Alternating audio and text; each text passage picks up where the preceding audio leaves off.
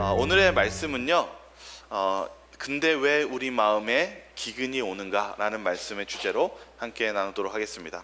실은 제가 이렇게 한 주를 이렇게 살면서 느낀 점이 뭐냐면, 왜 이렇게 화가 많은지 모르겠습니다. 우리의 삶 속에서 화가 많고 울분과 원망이 많은 그런 시대에 살고 있는 것 같습니다.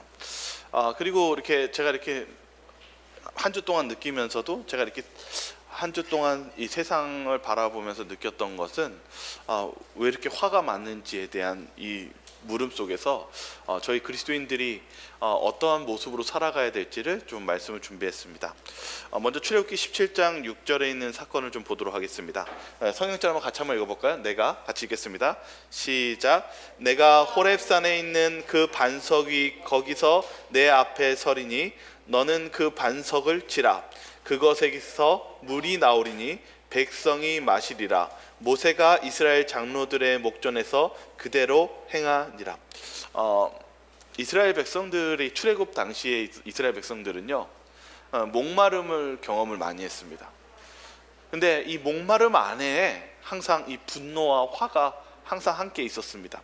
근데 항상 이 모세를 통해서 하나님께서 이 목마름 해결해 주는 방식에는 항상 이 방법이 항상 있었는데, 그것은 바로 모세의 지팡이로 반석을 한번 치라는 것이었습니다.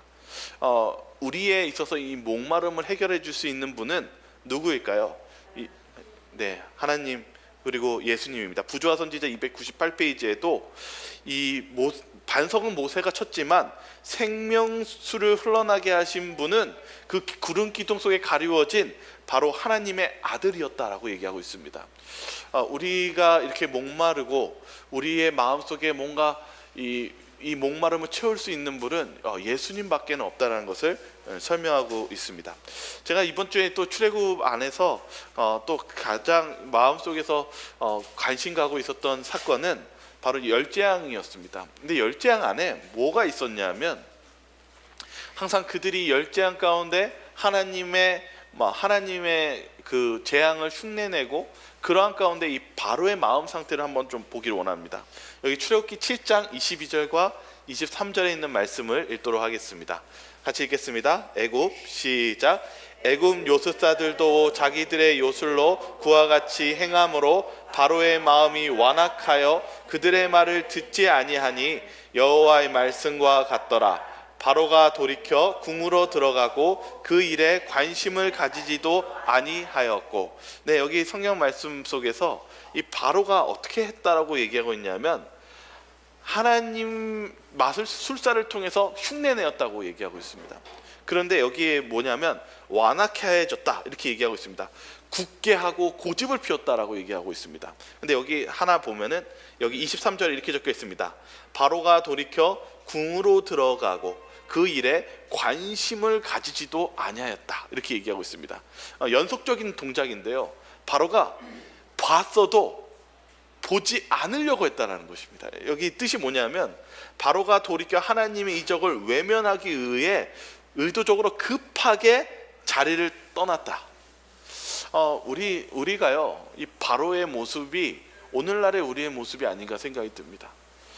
우리의 마음속에 하나님의 말씀이 보이고 하나님의 진리가 있어도 우리의 마음이, 세상의 마음이, 아니면 우리의 마음의 상태가 하나님의 말씀을 보지 않고 그것을 덮어두고 떠나려는 모습 같다는 것입니다.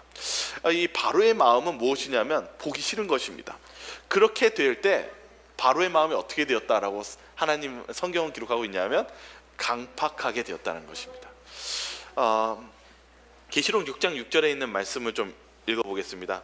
실은 제가 오늘 우리의 삶 속에 이 화가 많고, 또한 우리 신앙인 안에서도 이 화가 많은 모습을 보면서 이 계시록 6장 6절에 이 부족한, 저울에 따라서 부족한 예언이 있습니다. 이 셋째 인에 대한 내용인데 한번 읽어보겠습니다. 내가 내 생물 사이로부터, 같이 읽을까요? 시작.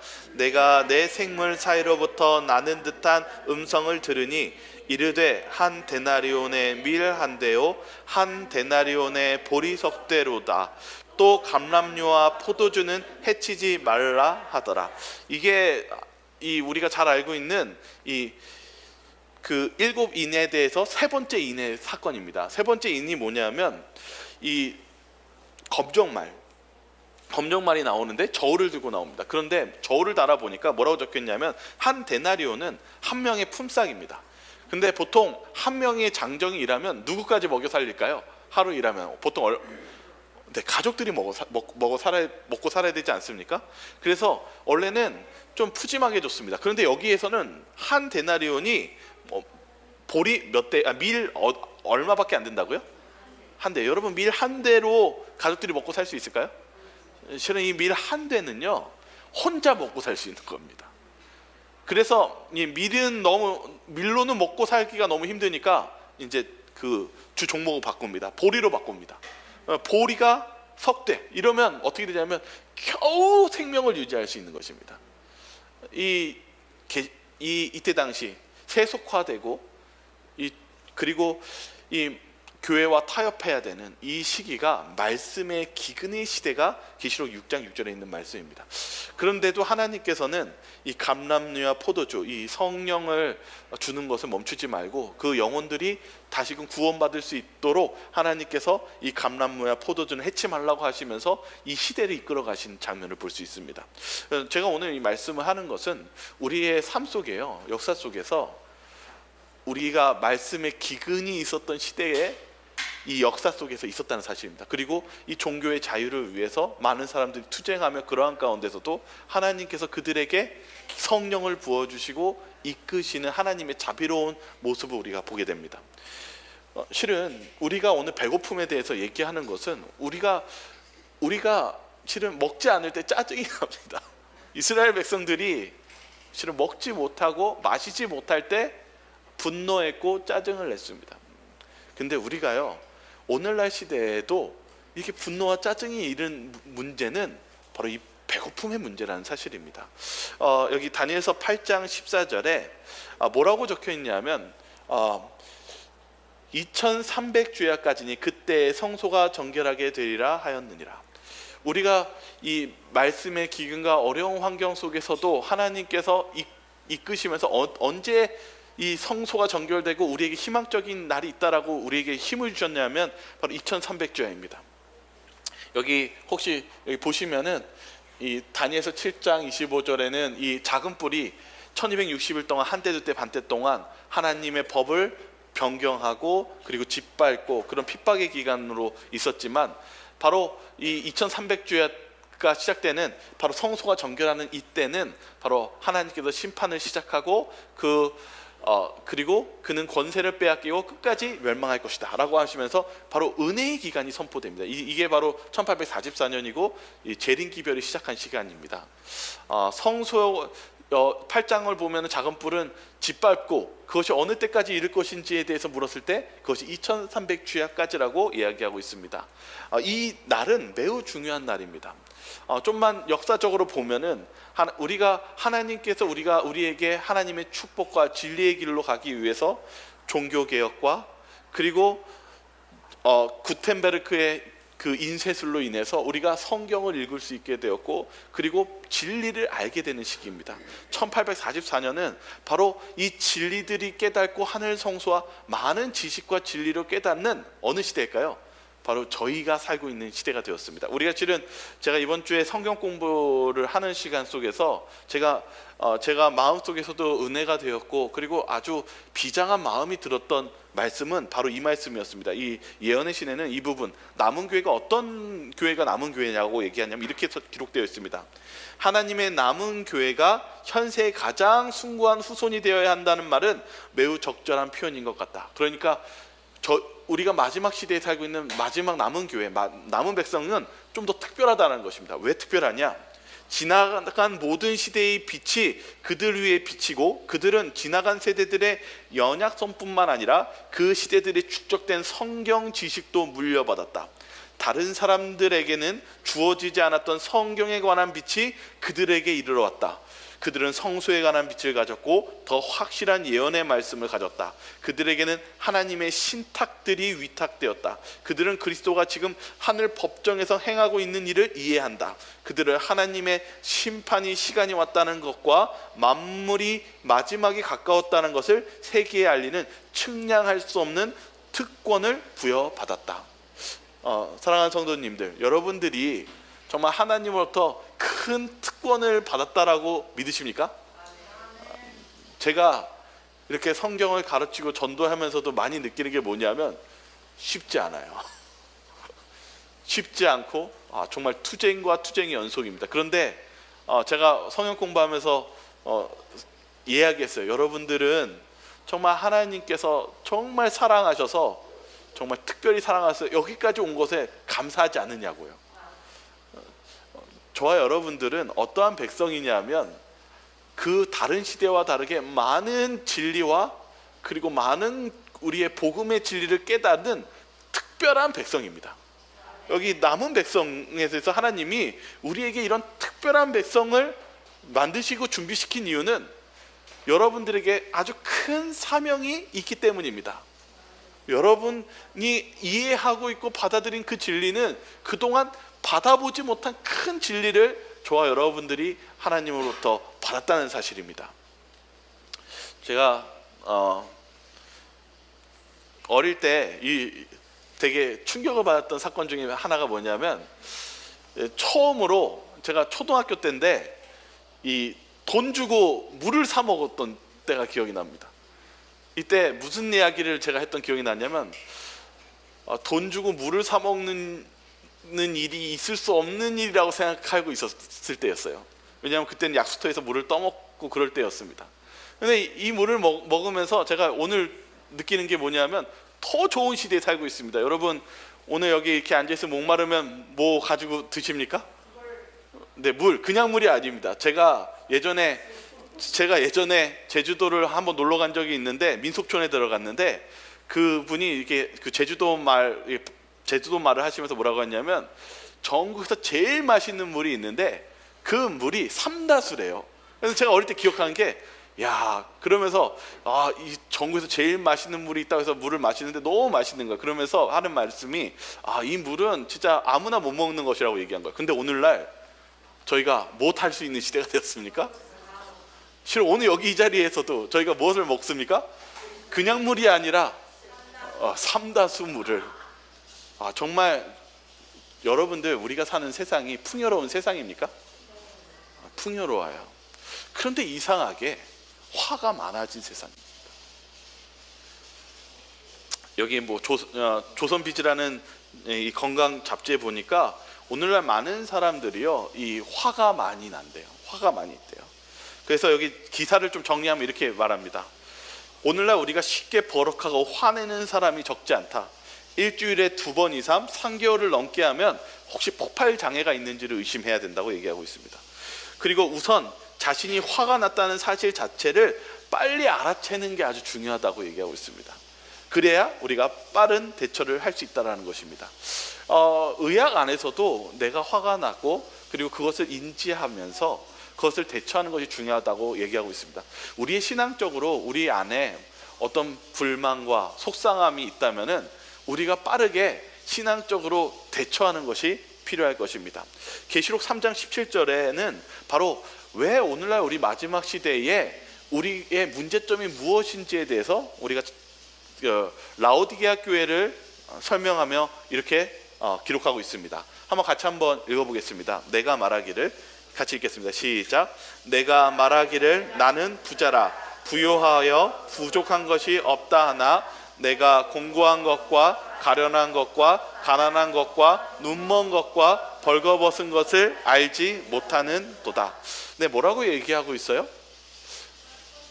문제는 그 마지막 시대는 무슨 시대입니까?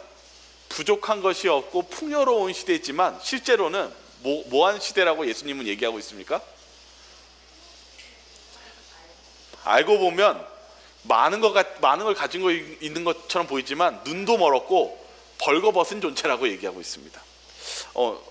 여기 우리가 이 영적인 가뭄을 느끼는 시대에 살고 있습니다. 제가 이번 한 주 동안도 제 자신을 바라보고 그리고 이 상황을 바라보니까 화가 많고 마음에 가난한 영적인 이 가뭄을 똑같이 출애굽 시대에 있는 사람들과 별반 차이가 없는 것 같습니다. 오늘 저와 여러분들이 사는 시대를 보십시오. 정말 출애굽처럼 말이 정말 출애굽과 같은 광야에만 없다 뿐이지 우리의 주변 안에 짜증이 있습니까? 분노가 있습니까? 그리고 불만이 있습니까? 그리고 하나님에 대한 가까이감이 있습니까? 오늘 우리의 사는 삶이 마치 출애굽 당시에 있는 이스라엘 백성과 같지 않나 이런 생각이 들었습니다. 그런데 여기 예언의 신 교회 증언 5권에 교회 증언 5권 286페이지에는 바로 영적 기근에 대해서 이렇게 설명하고 있습니다. 한 인물에 대한 편지에 대한 내용입니다. 시 형제는 말과 행동이 무분별하다. 하나님의 날에 심판을 받을 수밖에 없는 무익한 말이 거의 계속해서 그의 입술에서 흘러나오고 있다. 그는 자기 자신을 원수의 땅에 둔다. 그러므로 그리스도의 영을 소유하지 못한다. 그는 다른 사람에게서 흠을 잡아내어 그들의 실수를 주식으로 삼고 살아왔다. 이것이 영적 기근이다. 우리가 가난해서 보는 영적 목마름과 기근이 오늘날에도 존재하는데 그것은 남에 대한 험담과 불평불만을 늘어놓는 그 삶이 하나님의 영을 거하시지 않게 하는 것이며 그것이 우리에게 영적인 목마름과 기근으로 살아가는 모습이라고 설명하고 있다는 사실입니다. 여기 또 하나 보겠습니다. 사도행전 50페이지에는 이렇게 얘기하고 있습니다.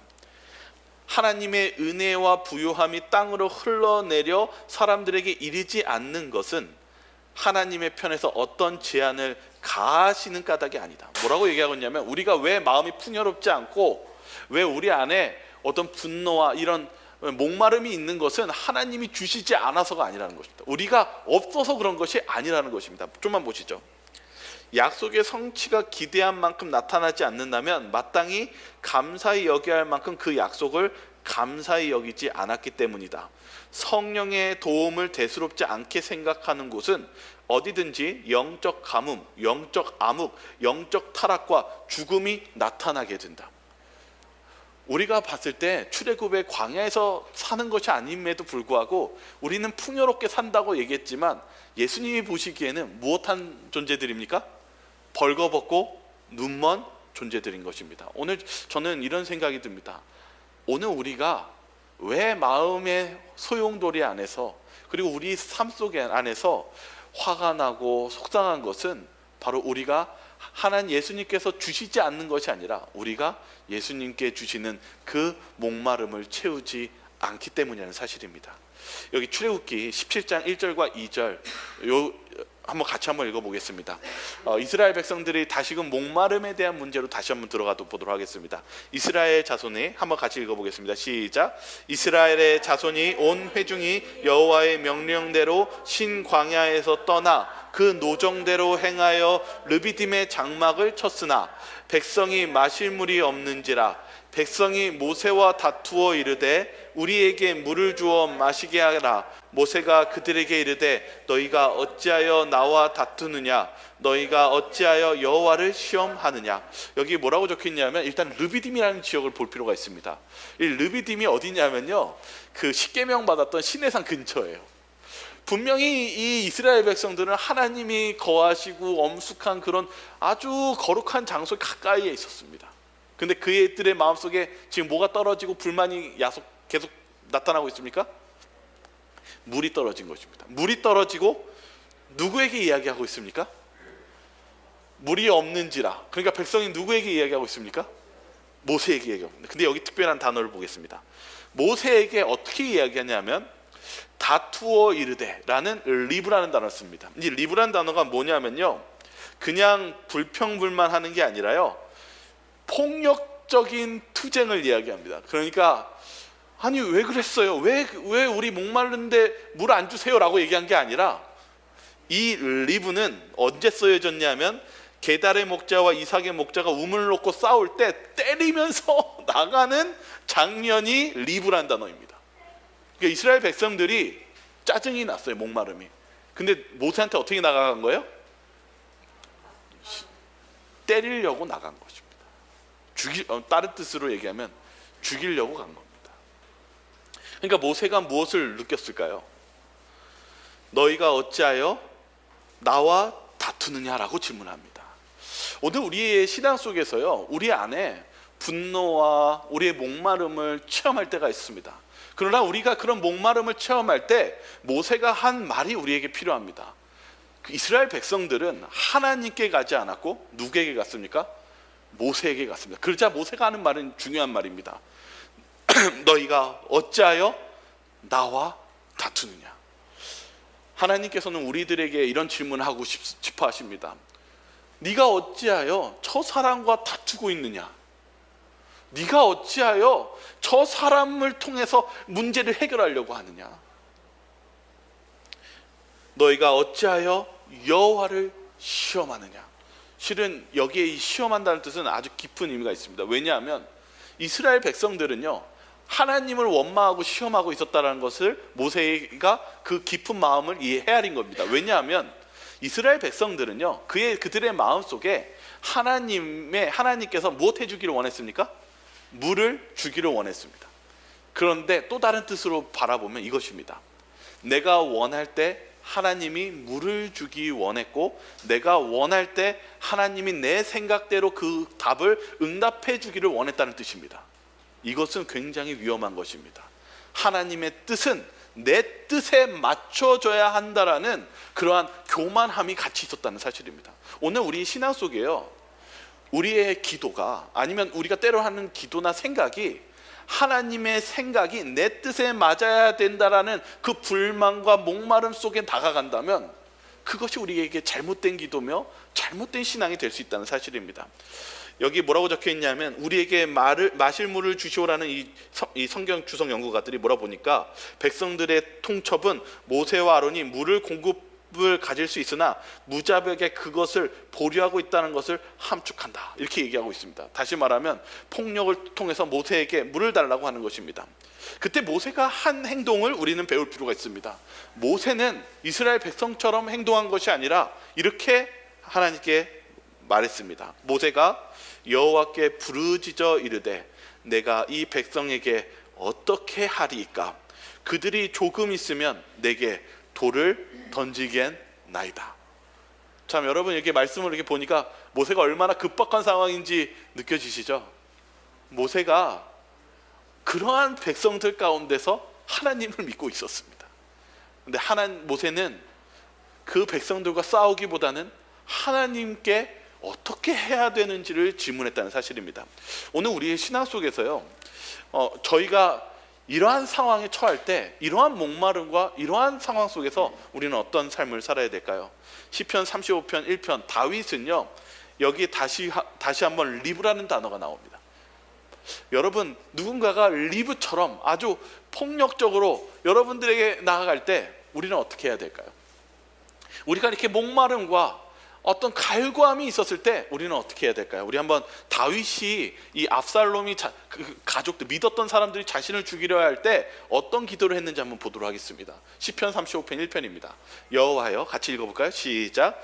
여호와여, 나와 다투는 자와 다투시고 나와 싸우는 자와 싸우소서. 뭐라고 얘기하냐면, 하나님, 저를 죽이려고 리브하는 사람에게 하나님이 리브해 주시고, 저를 싸우려고 덤비는 사람한테 하나님이 라합해 주십시오. 정말 우리가 배울 점이 여기 있습니다. 우리의 목마름의 근원은 누구에게 있는 것입니까? 우리의 이 문제의 해결은 누구에게 있는 것입니까? 누군가가 나에게 리브한다면 이 리브마저도 누구에게 맡겨야 되는 것입니까? 다윗은 여호와 하나님께 그 목마름과 그 싸움을 하나님께 부탁했다는 사실입니다.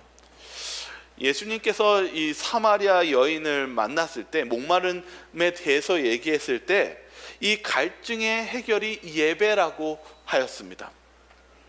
제가 우리의 삶 속에 이 갈증을 해결하는 것은 바로 이 신령과 진정으로 드리는 이 예배를 드릴 때 우리가 그 목마름을 또한 채워주시겠다고 예수님께서 말씀하셨습니다. 제가 실은 몇 달 전에 저기 한 목사님이랑 이렇게 상담하고 대화를 나누고 있었습니다. 근데 목사님이 무슨 얘기를 하셨냐면 본인의 경험담을 얘기해 줬어요. 어떤 것이었냐면 목사님께서 코로나가 터졌는데 저 외국에서 이제 목사가 없는 외국이니까 너무 힘들다고, 그리고 사람을 못 만나기가 힘들다고 그래가지고 이제 온라인으로 이제 설교를 해서 보내셨어요. 그런데 몇몇 분이 정말 너무 감동이 되어서 목사님에게 제가 이제 앞으로 이렇게 살겠습니다 하고 목사님 너무 고맙습니다 한 것입니다. 그리고 그곳에 외국에 이제 아주 특별한 기회를 통해서 가게 되었어요. 가니까 거기 있었던 많은 교우님들이 울면서 이렇게 이 말씀을 듣는 거예요. 그러면서 하는 말씀, 그래서 목사님 뭐라 했냐면 여러분들은 혼자가 아닙니다 이렇게 하시면서 이 교회의 분위기가 다시금 힘을 얻고 이 코로나 위기를 견뎌낼 수 있다는 것입니다. 근데 제가 드리고 싶은 것은 이 질문입니다. 여러분, 누가 그 사람을 생기 있게 만들었을까요? 메마르고 목마른 그 인생의 분노와 어려움 속에 있었을 때 무엇이 그 사람을 생기 있게 만들었을까요? 목회자가 오늘 여기 설교했었을 때 여러분들이 뭔가 변화하고 뭔가 느끼고 그리고 결심하게 하는 그 과정을 알 수 있을까요, 없을까요?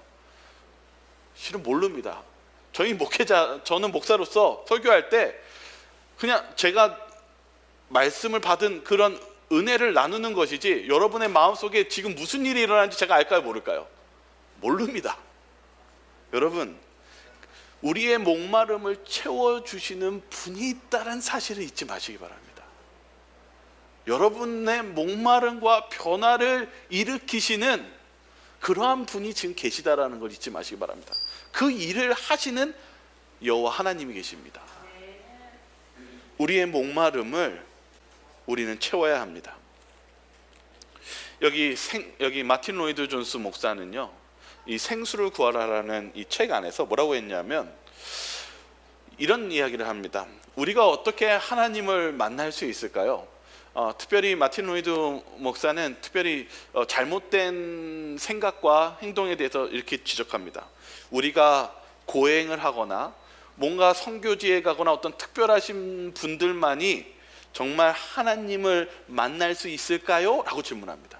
우리는 때로는 이렇게 생각합니다. 하나님은 나보다 좀 더 이렇게 유명하신 목사님이나 어디 선교지에 가신 분들이 하나님을 만날 수 있을 거야 라면서 나의 신앙과 그 신앙은 멀리 떨어진 신앙이라고 얘기합니다. 근데 마틴 로이드 존스 목사는 이렇게 얘기합니다. 이것은 잘못된 태도입니다.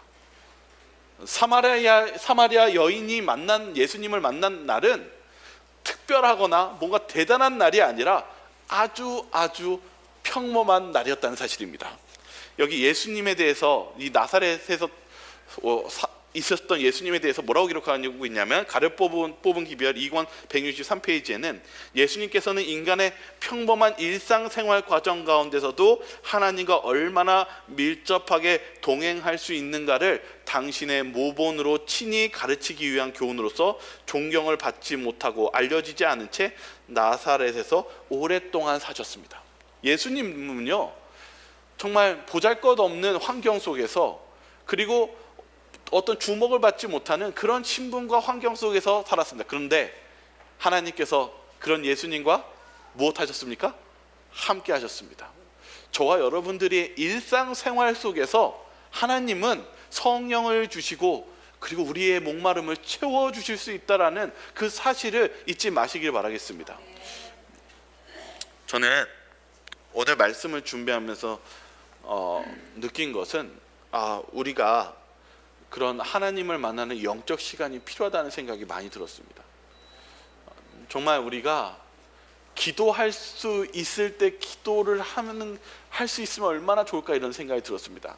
오늘 우리가 사는 세상 속에서 실은 우리가 실은 즐기고 하는 것들은 수시간씩 시간을 보내면서 우리가 하나님께 드리는 30분, 그 10분이 없다면 어떻게 우리가 우리의 마음의 밭이 어떻게 풍성할 수 있겠습니까?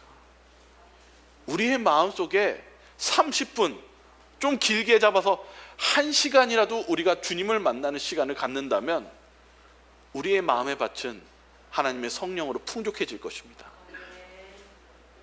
그것이 어려운 것이 아니라 우리의 일상생활 속에서 하나님이 만나실 수 있다라는 그 경험을 우리가 모두가 이루셨으면 좋겠습니다. 제가 실제 있었던 이야기를 하나 드리도록 하겠습니다. 불가리아에 부코블락이라는 마을이 있었습니다. 이 불가리아는 이때 당시 공산주의 정권에 있었습니다. 그래서 종교의 자유가 많지 않았습니다. 그런데 이 불가리아의 이 세르게이의 어머니가 아픔 가운데 있었습니다. 그러자 어떠한 검은 정장 입은 두 사람이 어느 날 나타났습니다.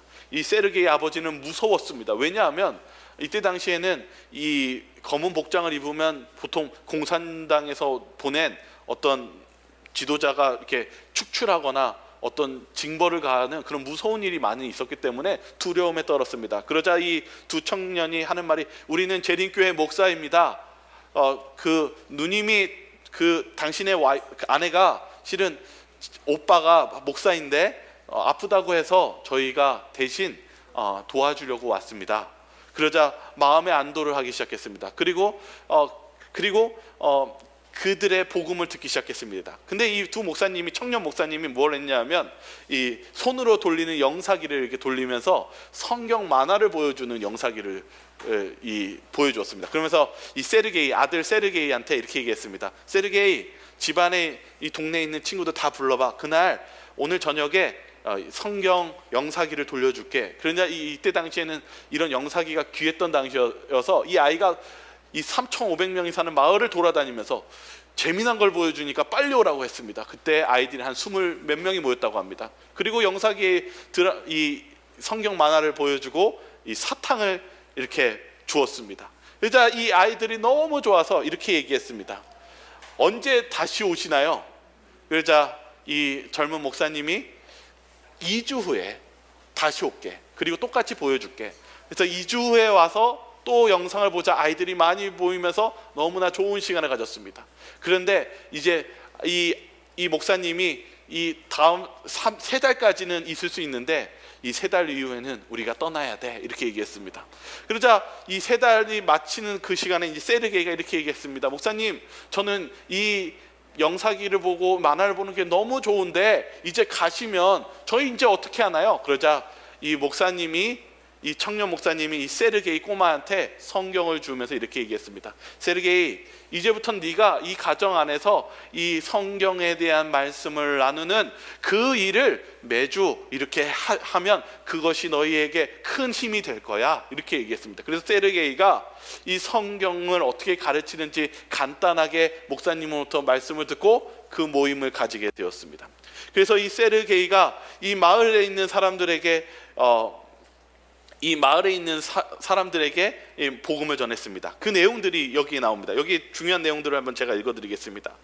세르게이는 자기 집에서 그 모임이 계속해 나갔습니다. 어떤 아이들은 학교에서 목사님 또는 예배쟁이라고 부르며 그를 놀렸습니다.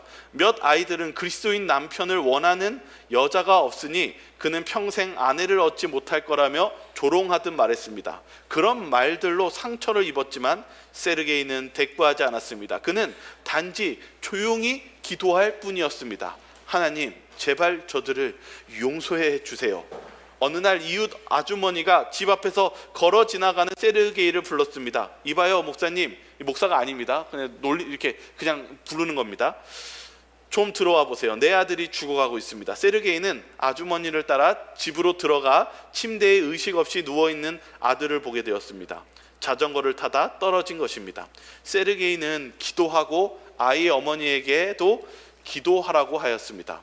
어떻게 기도하는지 모른다고 나는 어머니에게 세르게이는 자신을 따라 하라고 가르쳐 주었습니다. 기도를 마쳤을 때 아주머니의 아들이 눈을 떴습니다. 그 후 세르게이는 멀리 사는 친척 재림교인에게 받은 성경 한 권을 그 가족에게 주었습니다. 세르게이는 16살 나이에 침례를 받고 그 마을 최초의 재림교인이 되었습니다. 18살 때에는 그 마을의 첫 재림교회를 세우게 되었습니다. 여러분, 세상은 영적인 목마름과 그런 갈구함 속에 살고 있습니다. 이 세르게이에게 작은 씨앗을 준 것입니다. 그것은 무엇이냐면 모든 능력과 힘이 하나님께로 나타난다는 믿음과 그런 영적인 소망을 하나님께 구하라는 것이었습니다. 이 세르게이가 하나님의 말씀에 순종해서 예배를 드리고 기도하고 그리고 무엇했습니까? 그 복음을, 자신이 아는 복음을 이 어머니에게 가르쳤을 때 최초의 세르게이가 16살 때 침례를 받고 최초의 그 마을의 재림교인이 되었다는 것입니다. 여기서 멈췄을까요? 보시죠. 이 사람이 지금 세르게이입니다. 지금 48살이 되었는데요. 좀만 마지막 부분 보죠. 뭐라고 적혀 있냐면 그의 집에 와 성경 영화를 보고 했던 8명의 어린이도 침례를 받았고 이제는 자녀들을 데리고 세르게이 교회에 출석하고 있습니다.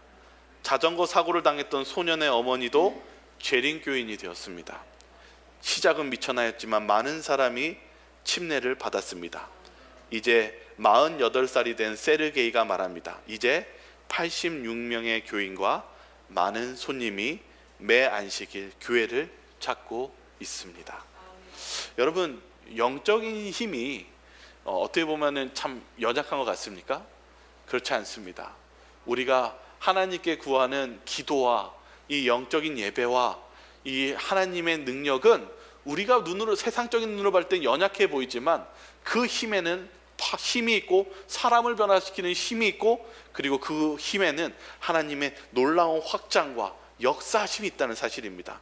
오늘 우리가 사는 오늘 이 세상이 그런 하나님의 영적 예배가 드리는 저와 여러분들 되시기 바라겠습니다. 오늘날 이렇게 목마른 이 세상 속에 우리에게 필요한 것은 세상적인 풍요보다는 하나님의 성령을 구하는 저와 여러분들 되시기 바라며 오늘 말씀을 마치도록 하겠습니다. 네, 우리 마치는 기도하고 예배를 마치겠습니다. 사랑이 많으신 하나님 아버지, 세상은 여유가 없고 또 세상은 마치 풍요롭지만 그들의 마음은 벌거벗은 채로 부족하고 목마른 그런 시대에 살고 있습니다. 주님, 저희들에게 필요한 것은 주님의 영적인 생명의 양식을 먹는 것입니다. 주님, 저희들의 마음에 성령을 내려 주시옵소서. 저희들이 기도할 수 있는 시간을 허락해 주시고 저희들이 주님의 말씀을 깊이 상고하며 영적인 양식을 통해 주님의 말씀을 받아들이고 그리고 저희 안에 주님의 말씀과 성령을 통해 변화받고 풍요한 저희의 마음의 변화를 일구어 주시옵소서. 저희를 사랑하시는 예수 그리스도 이름으로 기도드리옵나이다. 아멘.